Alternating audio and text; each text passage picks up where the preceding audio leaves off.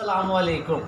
My dear students, chemistry 10th class chapter number 11 lesson number 38.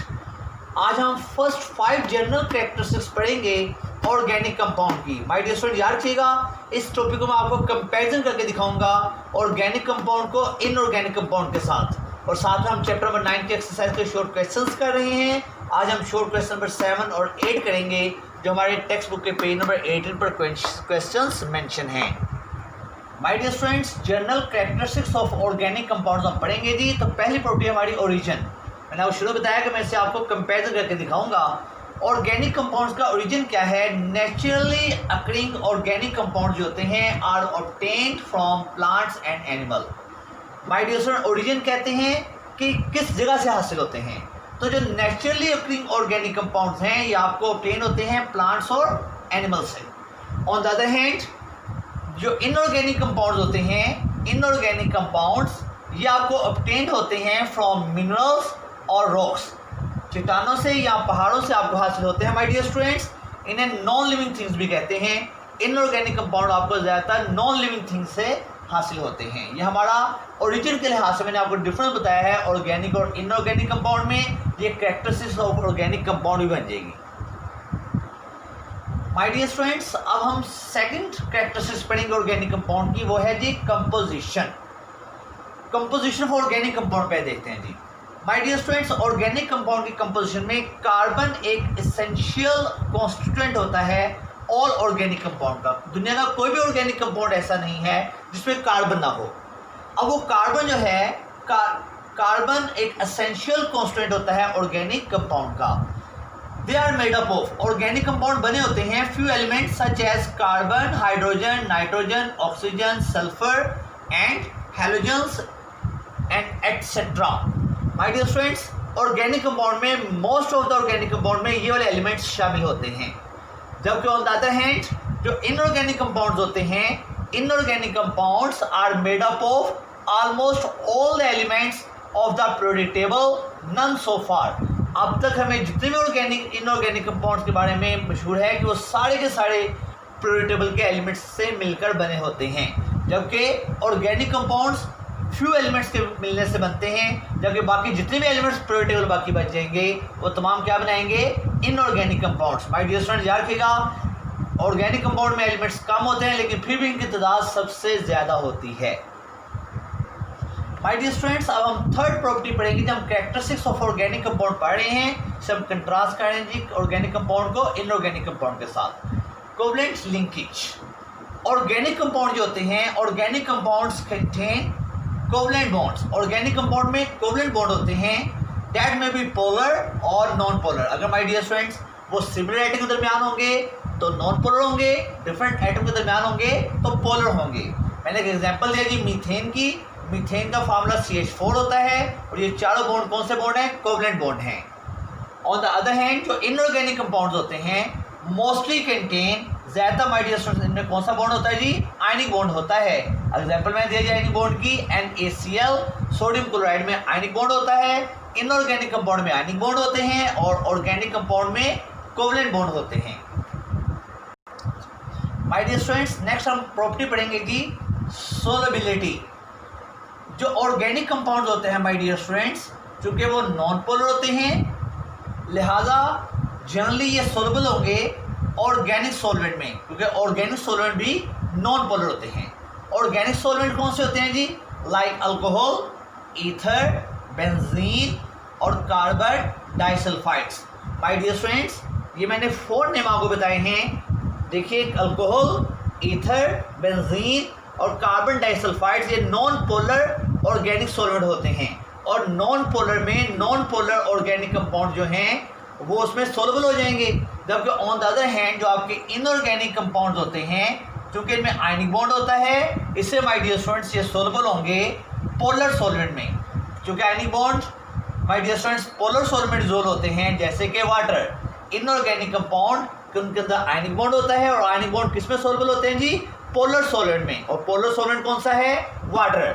जबकि organic compounds non polar होते हैं और वो किस में सोलबल होंगे?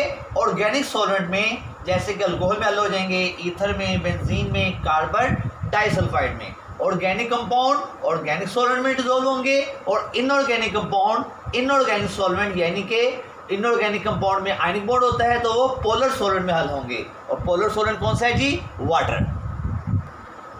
माय डियर स्टूडेंट्स, नेक्स्ट हम आज की लास्ट कैरेक्टरिस्टिक्स पढ़ेंगे इलेक्ट्रिकल कंडक्टिविटी। जो ऑर्गेनिक कंपाउंड होते हैं चूंकि इनके अंदर कोवलेंट बॉन्ड होता है लिहाजा ऑर्गेनिक कंपाउंड्स पूर्ण कंडक्टर होते हैं इसके इलेक्ट्रिसिटी के। Due to covalent bond organic compound जो होते हैं माय डियर स्टूडेंट्स ये पूर्ण कंडक्टर होते हैं इलेक्ट्रिसिटी के। ऑन द अदर हैंड जो इनऑर्गेनिक कंपाउंड्स होते हैं क्योंकि माय डियर स्टूडेंट्स इनके अंदर ये बीइंग आयनिक इन नेचर होते हैं, इनमें आयनिक बॉन्ड होता है, इसलिए ये गुड कंडक्टर हो जाएंगे किसके? इलेक्ट्रिसिटी के।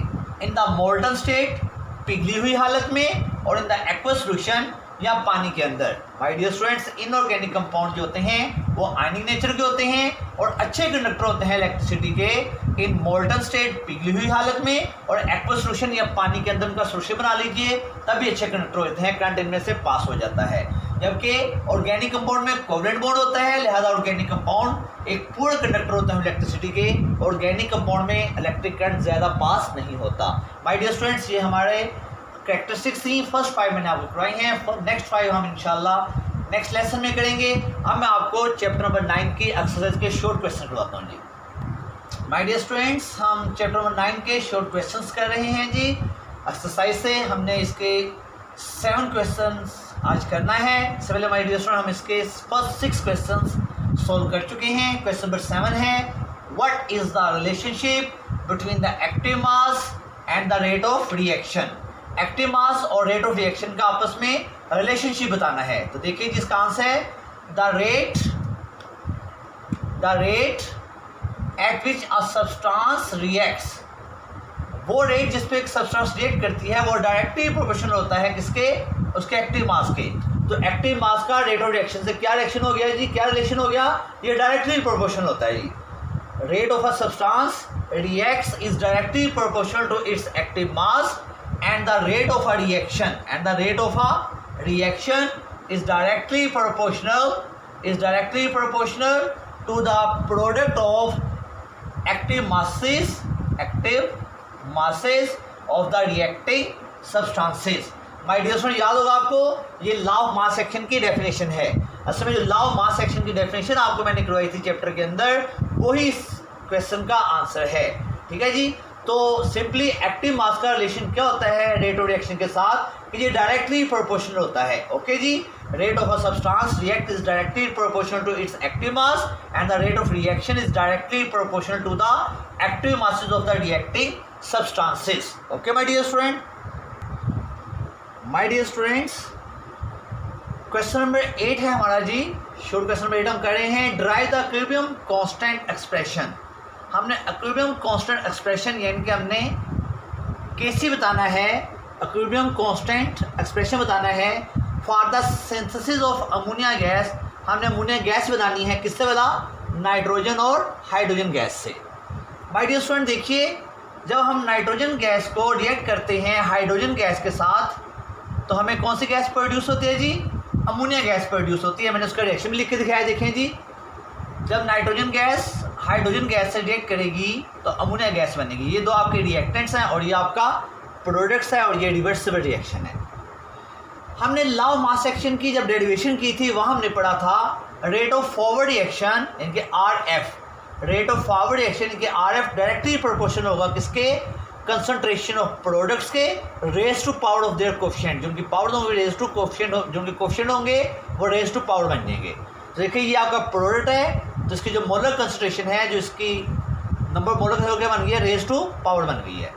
फिर माय डियर स्टूडेंट्स जब हम डायरेक्टली प्रोपोर्शनल के साइन को खत्म करेंगे तो देखिए rate of forward action is equal to हमने प्रोपोर्शनलिटी साइन खत्म करके लगाया है constant F, constant for forward reaction. आगे प्रोडक्ट वैसे आ गया है, ऐसा आ गया माय डियर स्टूडेंट। ऐसे होगा रेट ऑफ रिवर्स रिएक्शन यानी कि RR rate of reverse reaction. ये डायरेक्टली प्रोपोर्शनल होता है to the product of concentration of reactants. ये रिएक्टेंट्स हैं आपकी तो रिएक्टेंट्स के मोलर कंसंट्रेशन के प्रोडक्ट के इक्वल होंगे जी। देखिए N2 के नंबर मोल 1 है तो ऊपर पावर 1 नहीं है, यहाँ पे नंबर मोल 3 थे तो रेज टू पावर 3 हो गए। अब इस प्रोपोर्शनैलिटी साइन को खत्म करके हमने कांस्टेंट लगाया जी KR। Okay my dear student फिर डायनेमिक इक्विलिब्रियम का रेट होता है, डायनेमिक इक्विलिब्रियम के रूल है कि रेट ऑफ फॉरवर्ड रिएक्शन हमेशा रेट ऑफ रिवर्स रिएक्शन के इक्वल होता है। तो रेट ऑफ फॉरवर्ड रिएक्शन है माय डियर स्टूडेंट मैंने ये वैल्यू पुट कर दी है, चेक कर लीजिए, और रेट ऑफ रिवर्स रिएक्शन मैंने ये वैल्यू पुट कर दी है, ठीक है जी। अब ये भी कांस्टेंट है, ये भी कांस्टेंट है, तो मैंने इस कांस्टेंट को इस साइड पे ले आया हूँ, तो इधर आके डिवाइड हो गया है माय डियर स्टूडेंट्स। ये आपके रिएक्टेंट्स, आपके प्रोडक्ट्स ऊपर रहे हैं, और रिएक्टेंट्स माय डियर स्टूडेंट जब नीचे जाएंगे तो क्या होंगे, डिवाइड हो जाएंगे। ओके जी, तो देखिए ऊपर आपके प्रोडक्ट्स आ गए और नीचे आपके रिएक्टेंट्स आ गए। ओके जी, ये देखिए माय डियर, ये KF और KR है, इन दोनों को मिला के एक नया कांस्टेंट बना लिया है, कांस्टेंट फॉर इक्विलिब्रियम, इसे कहते हैं इक्विलिब्रियम कांस्टेंट एक्सप्रेशन। KF और KR दोनों कांस्टेंट को मिला के नया कांस्टेंट बना लिया है KC।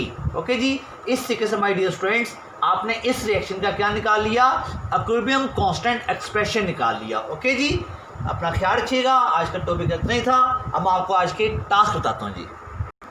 My dear student, task for today में आप क्या करेंगे जी, write origin of organic and inorganic compound बताएंगे, write composition of organic and inorganic compound बताएंगे, write type of bonding in organic and inorganic compound बताएंगे, write solubility of organic and inorganic compound बताएंगे, write electrical conductivity of organic and inorganic compound बताएंगे, और last में my dear students आप chapter number 9 की जो हमने एक्सरसाइज को शॉर्ट क्वेश्चंस कर रहे हैं उसमें आप शॉर्ट क्वेश्चन नंबर 7 और 8 सॉल्व करेंगे, जो कि पेज नंबर 18 पे माय डियर स्टूडेंट्स मेंशन है। इसे इन दो क्वेश्चन को कोशिश कीजिएगा कि लेसन के अंदर जो मैंने आपको समझाया है माय डियर स्टूडेंट्स वहाँ से पिक कीजिए। ओके जी, अपना ख्याल रखिएगा, इंशाल्लाह फिर मुलाकात होगी। अस्सलामु अलैकुम।